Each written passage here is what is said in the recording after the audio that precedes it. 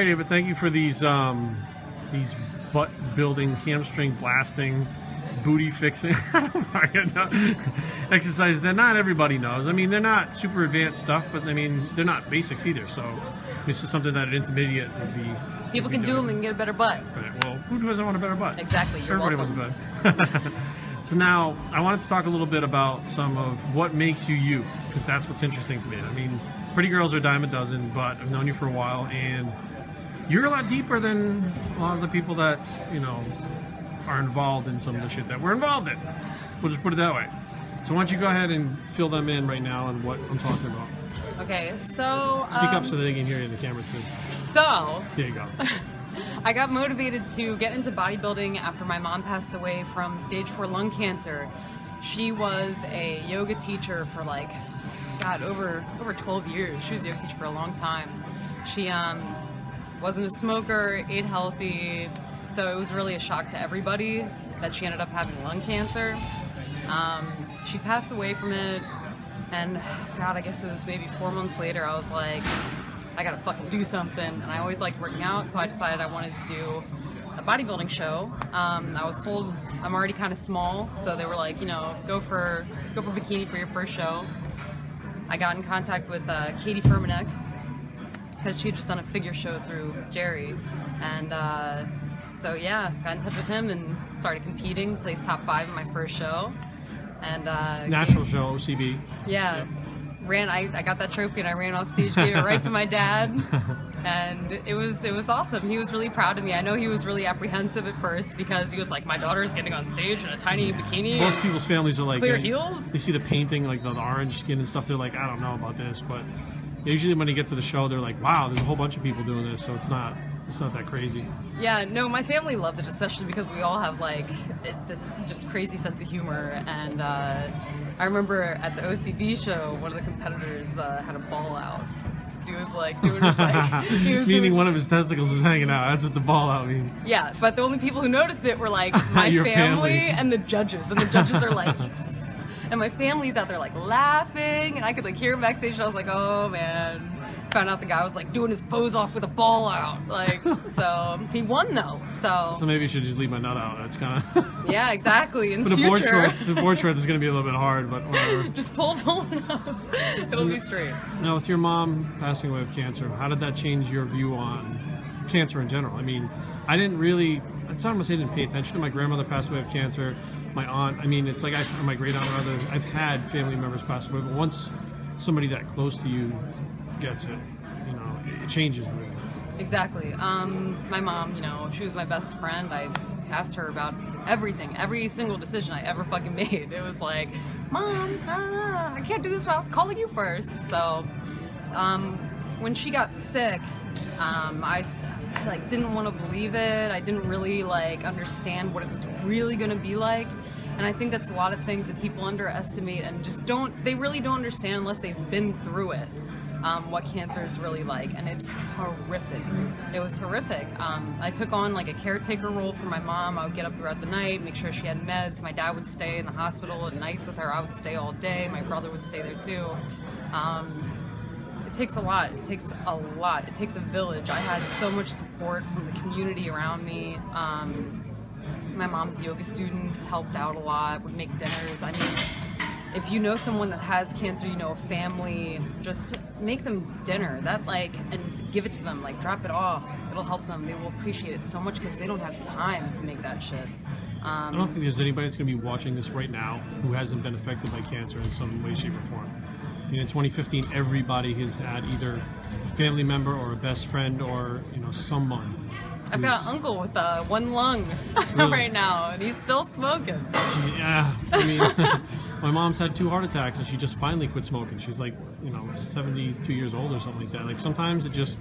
You know how old your mom is? You know, Get yeah, Jerry she's Ward. going to see this and be like, you're going to get a smack when you get home. What are the things that you've tried to do as far as... Because now you're really into the cancer awareness. Yeah. And like every year I do the breast cancer awareness shirts for Bios3. My aunt and cousin are both breast cancer survivors. My dad's a lung cancer survivor.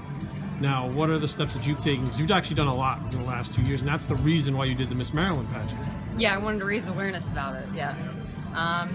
I've done the Lung Cancer Alliance Summit, where people come from around the country who've been affected by lung cancer, and we just storm the hill. We go talk to senators and congressmen and women, and we just talk to them about like just lung cancer awareness, tell them our stories, why we're there.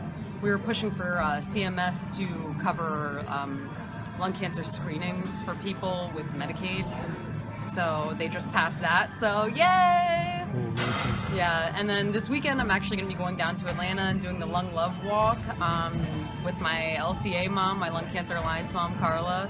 And I've just been I've been trying to be as involved with lung cancer awareness as I can be. The same year that my mom passed away, I don't know if you remember this, during prep, my aunt had ovarian cancer. She had it for like 4 years. And she was battling that for a long time. She passed away about 6 months after my mom. I do remember that, yeah. 3 months after that, my grandma passed away. Yeah. And that was all on my mom's side. And it happened during prep. And I would have to say that working out and just keeping up with that, having that just constant drive. And structure and stability. It's something positive. That when everything is going negative, there's that one positive thing that kind of just... It's the one thing you have control over when you don't have fucking control over anything. Right. Another thing about it is that working out keeps you in the present. You can't think about the future or the past. You're thinking about, like, I hope I don't, like, pull my ass cheek or something, you know? Like, you're not thinking... Don't break an ass cheek. Yeah. Yeah, so you're thinking about that. You're not thinking, you know, you're not getting anxiety or being stressed out about what's going on. So if people want to donate to, let's say they're watching this and they're moved by it, do you have a thing that you donate to or you work with regularly? Or I work with Lung Cancer Alliance. They are the people who have made such a big difference. And they're the first people that I found after my mom passed away, and they are constantly doing work. They're constantly having summits, throwing walks, having Shine a Light events where they shine a light on lung cancer and show that it's something that's really, it's affecting so many people because it's not just a smoker's disease. You know, and they're working really hard to end the stigma that's involved with that.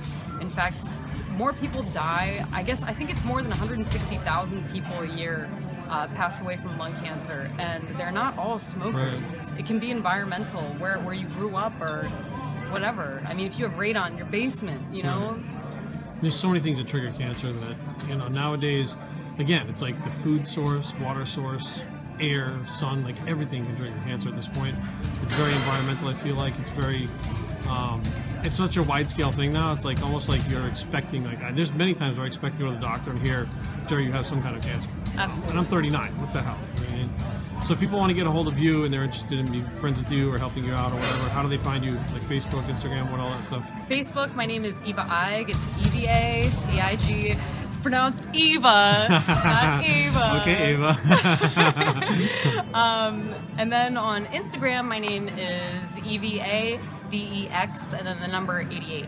Okay. So that's how you can find me. And, you know, if you're being affected by cancer, it doesn't have to be lung cancer. If you just need somebody to talk to that understands, like, just how shitty it is, and you just want to talk to someone about it that can understand, please feel free to message me. Like, you can talk to me and just let it out. Seriously. And that does not mean creepy guys sending naked pictures. That's not what that means. I got a fucking dick video. Dude, what? I was like, oh my god. That was uncalled for. Don't ever do that. So if you're watching this, that was uncalled for. Cool, man. Hopefully we'll see you around more, and we'll get some response from this video. And, you know, it's important, I think, to reach out, because cancer affects everybody, and awareness and early detection is the key. Yeah. Anyway, thank you. Yeah, thank you.